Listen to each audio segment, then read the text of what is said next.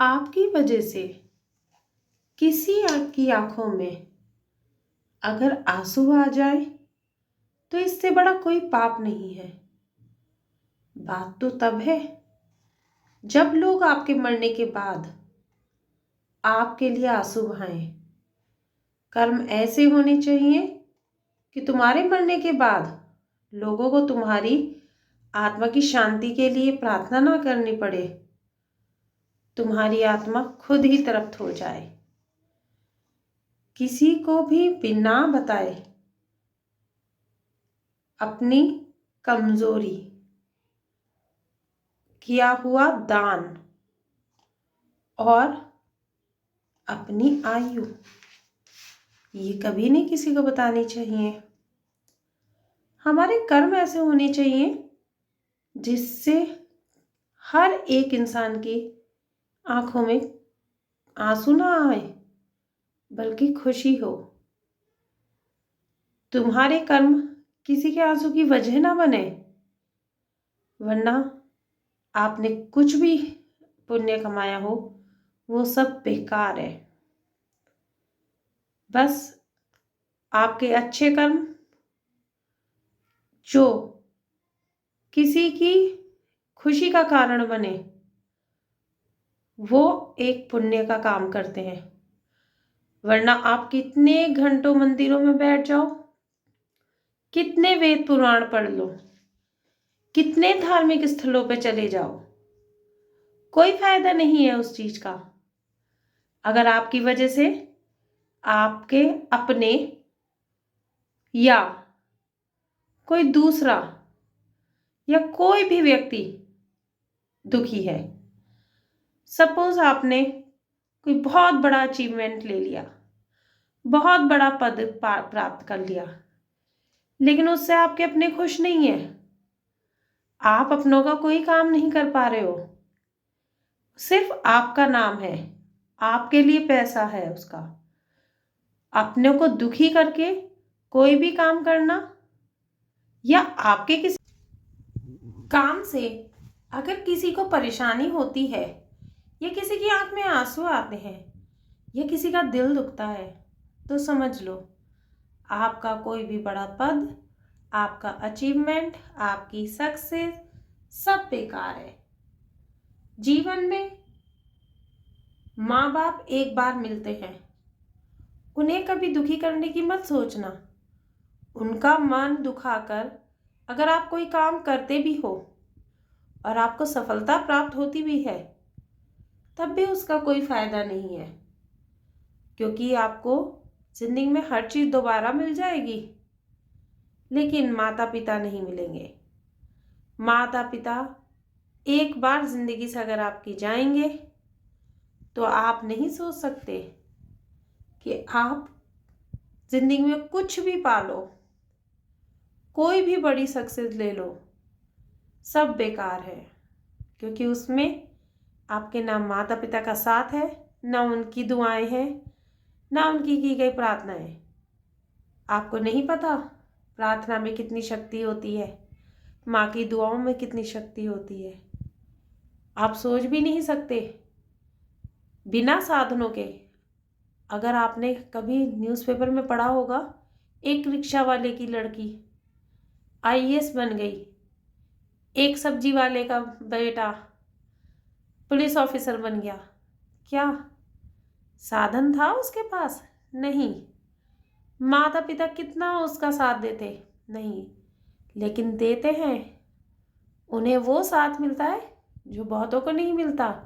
अपने माता पिता का नहीं बढ़ाते, उन्हें परेशान नहीं करते, बल्कि उनके और सहायता करते हैं। और उनके माता पिता की दुआएं, उनकी बेस्ट विशेस, उनकी प्रार्थना उनके साथ रहती हैं।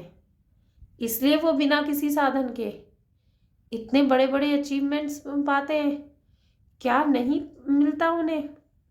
पद, पैसा, उन्नति, माता पिता का प्यार, सम्मान, और क्या चाहिए?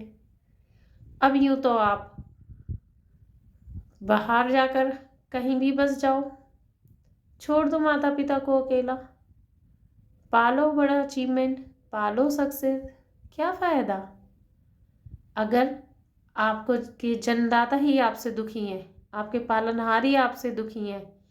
जब उन्हें आपकी ज़रूरत है आप उनके पास नहीं हैं। ऐसी सफलता का क्या फ़ायदा, व्यर्थ है। हमेशा अपने कर्मों को इस तरह से बनाओ, कर्म इस तरह से करो कि आपको सफलता भी प्राप्त हो और किसी की बद्दुआ भी ना लगे। आपके कर्मों से आपके अपने, आपके माता पिता, आपके भाई बंधु और समाज का वर्ग, सब जिसे आपकी ज़रूरत है वो सब खुश रहे। तभी तो आपकी उन्नति और ज़्यादा होगी, तभी तो आप बड़ी सफलता प्राप्त कर सकते हो, तभी तो आपको अपनी सफलता की खुशी होगी। वरना ऐसी सफलता से क्या फ़ायदा कि आप खुश हैं, आपके पास पैसा है, आपके अपने दुखी हैं, आप सोसाइटी के लिए कुछ नहीं कर पा रहे हो, कोई नीडी आपके पास आ रहा है, आप उसकी ज़रूरत नहीं पूरी कर पा रहे हो, कहने को आपके पास इतना बड़ा पद है, क्या फ़ायदा है उस पद का। तो अपने कर्म इस तरह से बना लो कि आपके जाने के बाद लोग आपकी मिसाल दें कि देखो उसने खुद तो जो प्राप्त किया किया, दूसरों को कितना भला किया, दूसरों की भलाई के लिए देखो क्या किया। ऐसे नहीं कि अरे ठीक है कमाता होगा अपने लिए, हमें क्या फ़र्क पड़ता है, हमसे तो सीधे मुँह बात भी नहीं करता, अपने लिए कर रहा है, अपना कमा रहा है, अपना खा रहा है, अपने पे लगा रहा है, बड़ी बड़ी गाड़ियों में घूम रहा है।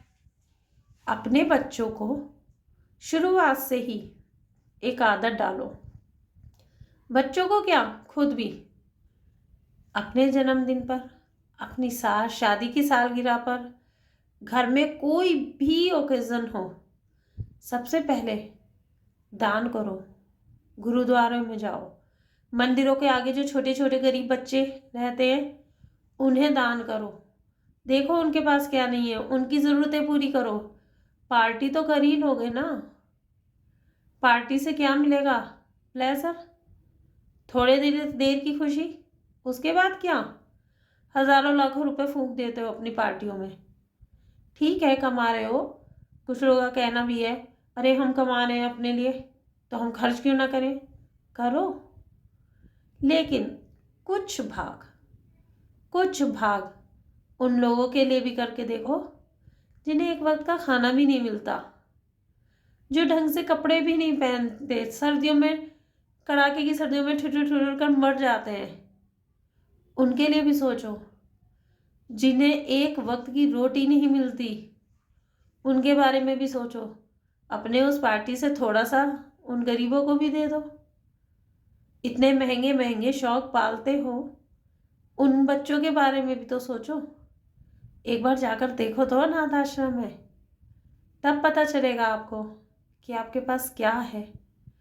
और आपको भगवान ने इस लायक बनाया है कि आप उन लोगों के लिए कुछ कर सको।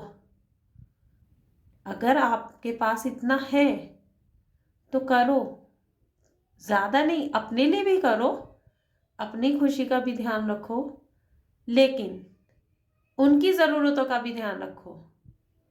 100 रुपये में से 10 रुपये तो उनके लिए निकाल ही सकते हो ना, बाकी 80 तो तुम्हारे ही है ना।